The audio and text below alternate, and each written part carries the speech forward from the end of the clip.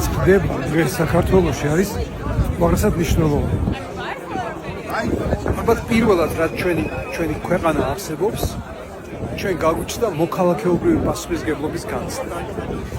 ეს არის ძალიან შთამბეჭდავი, რომ ეს თვითორგანიზებული ჯგუფები სხვადასხვა ნიშნით გამოდიან და თავიანთ დამოკიდებულებას გამოხატავენ ერთად დგომით. ეს არის უაღრესად შთამბეჭდავი იმისთვის, რომ საქართველოში ჩამოყალიბდეს ნამდვილი დემოკრატია. დემოკრატია გულისხმობს ხალხის მმართველობას. ჩვენ დღემდე აქამდე გქონდა ასეთი დამოკიდებულება, რომ ჩვენ ვიღაცას ავირჩევთ და მომდენ 4 წლის განმავლობაში ეს ვინც არის არჩეული, როგორც გაეხარდება, ისე მართავს ქვეყანას. ჩვენ გვჭირდება ანგარიშიანი დემოკრატია, სადაც ხელისუფალი ყოველთვის პასუხისმგებლობას გრძნობს ხალხის წინაშე.